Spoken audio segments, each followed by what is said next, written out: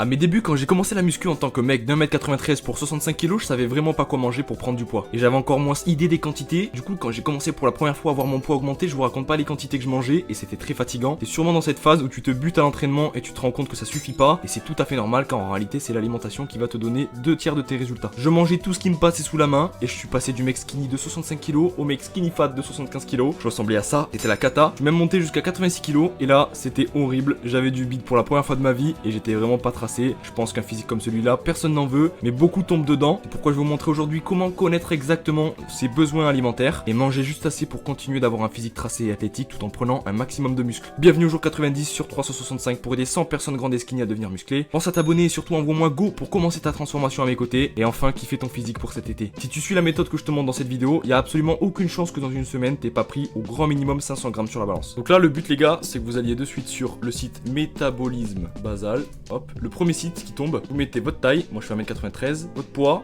en kilos moi je fais 83 et j'ai 22 ans bientôt et je suis un homme, je calcule et là donc je tombe sur ces données là. Là ici vous regardez ici il y a marqué sédentaire, légèrement actif, actif, très actif etc. Si vous savez pas trop quoi mettre, vous regardez ici, moi je vais dire que je suis plutôt actif, donc on va voir que mon maintien calorique c'est ça, 3128 calories. Ça c'est mon maintien, c'est-à-dire ce que mon corps crame tous les jours comme calories. Maintenant si je veux prendre du poids, je vais manger plus que ça, si je veux perdre du poids, je vais manger moins que ça. Donc si vous voulez perdre du poids, vous faites moins 500 sur le chiffre que vous avez ici. Et si vous voulez prendre du poids, vous faites x 1,1. Donc moi je vais faire x 1,1 et donc les données que j'aurai là, je vais les rentrer sur Yazio. Ok, donc maintenant qu'on connaît le nombre de calories qu'on doit manger par jour, on va aller sur Yazio, on va aller ici dans profil, réglage, mes objectifs. Dans objectif calorique, on va cliquer et on va rentrer donc le nombre de calories que j'ai à bouffer, c'est 3440. Ensuite on va revenir en arrière, on va aller dans objectif nutritionnel et on va faire en sorte que le nombre de protéines, il atteigne x2 de votre poids de corps. Et là on arrive à 168 parce que 83 x 2 ça fait 166 par là. Pour les lipides, il faut que ça fasse 1 gramme par kilo de poids de corps. Donc moi il faudrait que j'ai 83 grammes.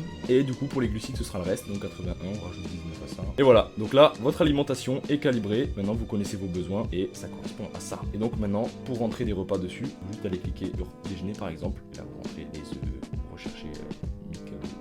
Je sais pas pourquoi je pense à des Mikado, vous rentrez et ça va se mettre sur votre journée. Voilà, et là vous avez le résultat sur la journée, les calories que vous avez bouffées. Le but c'est que tous les jours vous ayez vos quotas et vous serez sûr de bien prendre du poids. N'oublie pas de t'abonner et de m'envoyer go en DM et je m'occupe de te rajouter 1 kg sur ta balance dès la semaine prochaine. Demain on verra pourquoi il faut fuir les programmes sur les réseaux sociaux. Je te dis à demain pour le jour 91.